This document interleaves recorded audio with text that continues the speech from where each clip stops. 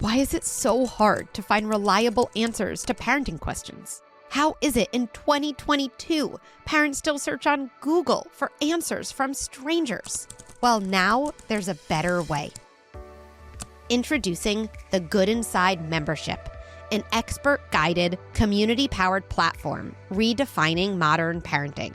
In our library, you'll find hundreds of bite-sized videos, articles, scripts, and workshops tackling the trickiest parenting topics. And it doesn't stop here. We've created a private community guided by me, Dr. Becky, and coaches trained in the Good Inside parenting method. Here you can ask questions, connect with other parents, or attend a live event on a topic that matters to you. This is the parenting handbook that doesn't exist. This is parenting advice at your fingertips, where you need it, when you need it the most. This is Good Inside membership. Hi, I'm Dr. Becky, and this is Good Inside. I'm a clinical psychologist and mom of 3 on a mission to rethink the way we raise our children. I love translating deep thoughts about parenting into practical, actionable strategies that you can use in your home right away. One of my core beliefs is that we are all doing the best we can with the resources we have available to us in that moment. So even as we struggle, and even as we are having a hard time on the outside, we remain good inside.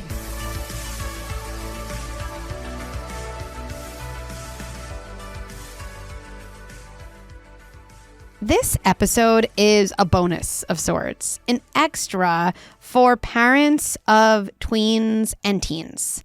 I get so many requests to do more episodes, have more content for parents of older children. And when I was recording an episode about peer dynamics, I received one voicemail that was different from the others. It was not focused on elementary school or toddlerhood. It was focused on what do I do with my 7th grader? And also, how does social media relate to feelings in friendships and to feeling excluded? If those topics are relevant in your life, this bonus episode is for you. So let's listen to a voicemail from Visheli, where she talks about her middle school age child. And then after that, I'll jump into a bunch of ideas and strategies.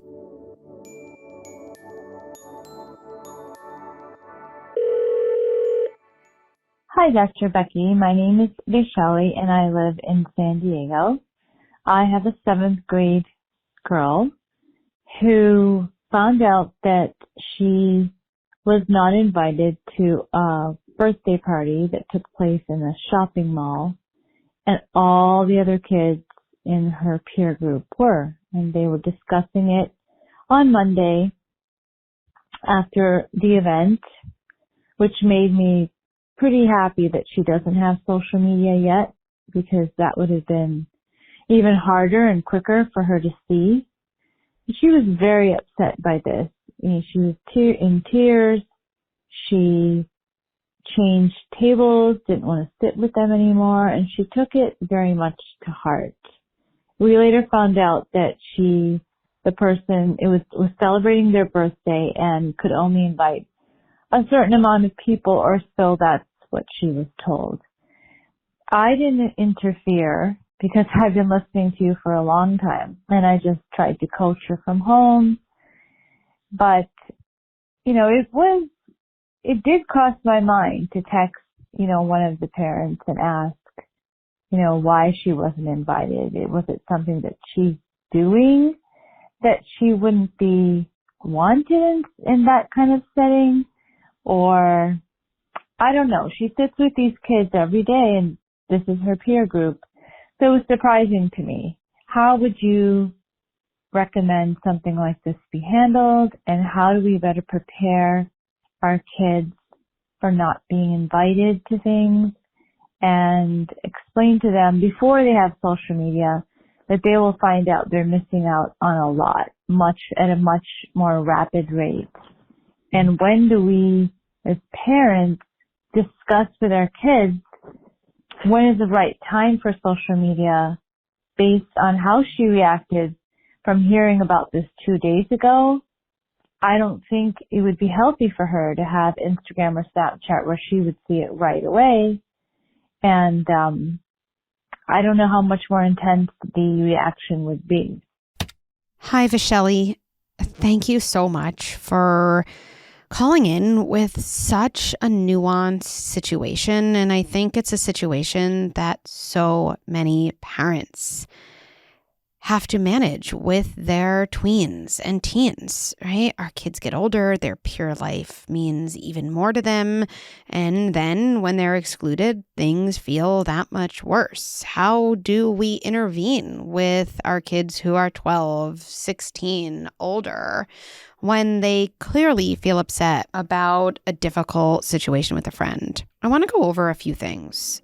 And I want to go over them in terms of things you can do in the moment when your child shares with you what happened, and things to do outside of the moment. And even thinking about both sets of strategies is really helpful, because when your child shares a moment where they feel so vulnerable, so hurt, there are so many things we want to do that really aren't effective or even appropriate for that moment. So let's really kind of walk through what to do in the moment of hurt, and then what we can think about outside that moment. In the moment, your child shares with you, she found out about this party, she wasn't invited, she's super, super upset. These 3 lines are so helpful with teens.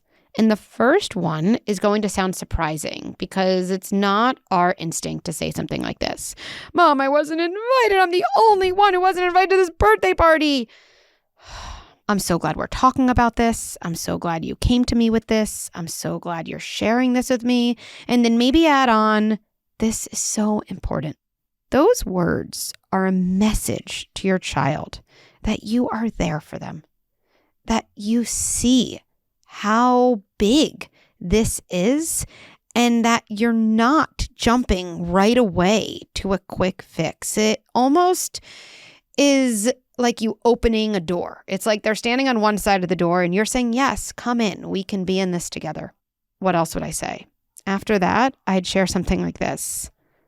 Wow, this stinks. This is so awful feeling. I believe you.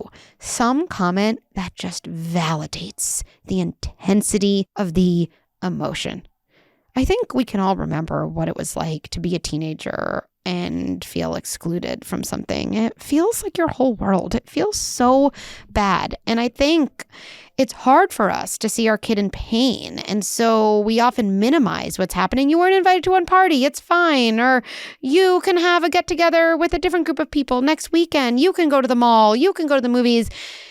And we do that because we feel uncomfortable in our kids' distress. But what it ends up saying to our kid is, you shouldn't feel this way, and I'm not someone you can talk to about this, which usually isn't the message we want to send our kids. So instead, when we share, I'm so glad you came to me with this. This really stinks. I believe you. This feels awful. Our kid feels our presence. Presence, presence, presence. This is everything in a moment of distress. Our feelings don't give us problems. The aloneness in our feelings gives us problems. And so when you say to your child, essentially, I'm here with you in this, you take away the part of the distress that's from aloneness. And when we take away the aloneness, our distress immediately becomes more tolerable. What would I say after that? These 3 words. Tell me more. And I'd want to hear more about the specifics of what was happening for my child when they found out this news. Where were you when it happened? Oh, you're at the lunch table. Huh, who were you sitting near? Oh, okay. Were you facing the wall or were you facing the window? Because, you're facing the window. You were right there. Why am I asking these questions? Does it really matter? No, the specific content doesn't matter. What matters so much is when I ask those specific questions, I actually get into that memory of pain.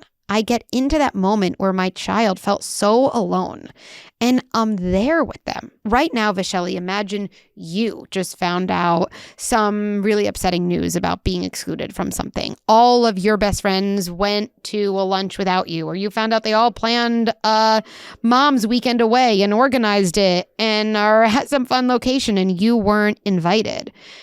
Now imagine someone you care about, a friend, a family member, a partner, being so interested in your experience that they would say, "Oh, you're at your work desk.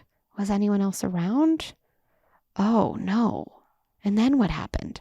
You know someone really cares about you and is really listening and is really invested in you when they ask those specific questions. Again, does it take away the moment or the pain? No, but we can't take away the moment or the pain. And frankly, we wouldn't want to, because when we join our child, when we support them, not only do we help them in that moment, we actually build their resilience for life, because this is not the last time your child will feel rejected or feel excluded. And if your child's body remembers support, remembers your presence, remembers your interested, compassionate words, well, guess what? When she's an adult, she will be wired to have compassionate words for herself in those moments. And that is what coping is all about. Okay, what about outside the moment? Well, you raised an important question. I wonder why my child was excluded. Should I call another parent and figure that out? Does my child do something that is hurtful to the other kids? I actually think those are useful questions, right? It's important for us to help our kid understand themselves in the context of their peer relationships, but not in a situation like this. The way I think about it is this situation is too hot to explore our child's role. I think you can use this situation kind of to put your antenna up. Outside of this situation, I'm going to pay more attention to how my child interacts with their friends. I'm going to see if I notice anything. But I would use it as that type of starting point for your thought process and investigation, not as the jumping in point to look at something your child might be doing that's off-putting, because your child is already feeling so vulnerable and so rejected that we don't need to kind of add on to those feelings. One last point in response to your bigger question. What about social media? Now, we could do, a whole podcast series just about teens and social media. And maybe at some point you got my wheels spinning. Maybe we should, because I love thinking about this. But in the interest of time in this episode, yes, I see how you take this situation and go to the thought, well, when my child's on Instagram or Snapchat or any other platform, they're going to have so much information in their face about things that happened that they weren't invited to. There's a couple things I would think about in terms of skills a child needs, psychological skills, coping skills a child needs before they enter into the world of social media. This is by no means an exhaustive list, but just a few things that come to mind now. 1, self-talk to manage feelings of exclusion. Going on social media, especially for a teen, is this experience over and over. I would have liked to have been invited to that. Oh, they look like they were having more fun than I was having. Why wasn't I invited there? Oh, my friend was invited there. I think if my friend was invited, I wouldn't be invited. It is just kind of being flooded with exclusion. We can think as kind of part of our job with our kids as preparing them for those inevitable moments by building up their kind of arsenal of tools to talk themselves through it. Here's how I might start. You know what happened to me the other day? I saw a picture of my friends at lunch and I wasn't there, and it kind of felt like I wasn't at lunch. I wonder if nobody likes me. It kind of felt like I wasn't at lunch. I wonder if I have no friends at all. It's kind of like I see a picture of a moment and then I jump to some huge, big truth about myself. Well, it didn't totally take away that hard feeling, but after I saw that picture, I put my feet on the ground and I just said to myself, I feel upset and I'm a good person with friends. I feel upset and I'm a good person with friends. That was helpful because then the upset feeling didn't kind of convince me that I didn't have friends. When my kids start using social media, I absolutely want to know that they have a way of talking to themselves when they feel excluded so that the exclusion doesn't become who they are.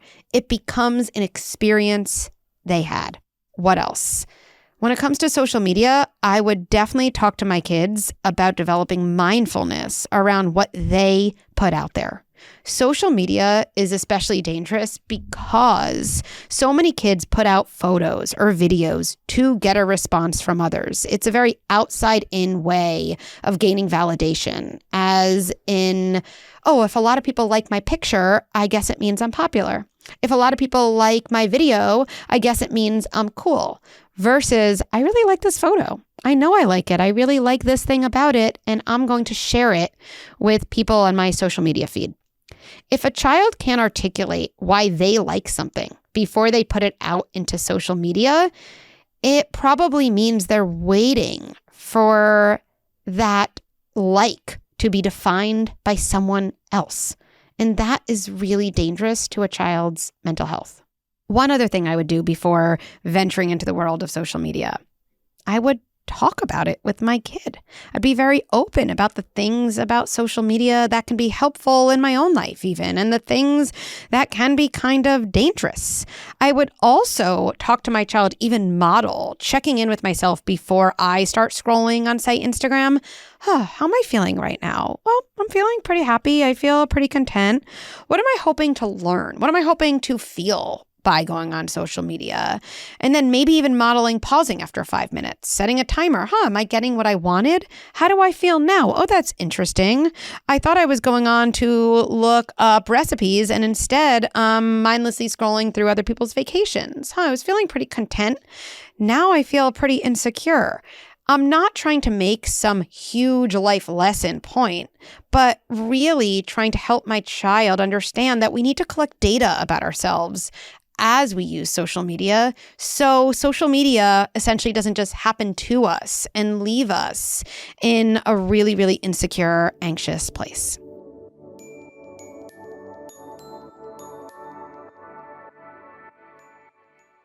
So this was something totally new for me. An episode directed at parents of tweens and teens. I would love to know what you think. Please email goodinsidepodcast@gmail.com. Let us know if you like this episode, if you'd like to have more episodes directed at this age group. And if you really love this episode, please leave a review or post about the episode on social media so more parents can get connected. Thanks for listening to Good Inside. I love co-creating episodes with you based on the real-life tricky situations in your family. To share what's happening in your home, you can call 646-598-2543 or email a voice note to goodinsidepodcast@gmail.com. There are so many more strategies and tips I want to share with you. Head to goodinside.com and sign up for Good Insider, my free weekly email with scripts and strategies delivered right to your inbox. And follow me on Instagram and Facebook at Dr. Becky at Good Inside for a daily dose of parenting and self-care ideas. Good Inside with Dr. Becky is produced by Beth Rowe and Marie Cecile Anderson and executive produced by Erica Belsky and me, Dr. Becky. If you enjoyed this episode, please take a moment to rate and review it, or share this episode with a friend or family member as a way to start an important conversation. Let's end by placing our hands on our hearts and reminding ourselves, even as I struggle, and even as I have a hard time on the outside, I remain good inside.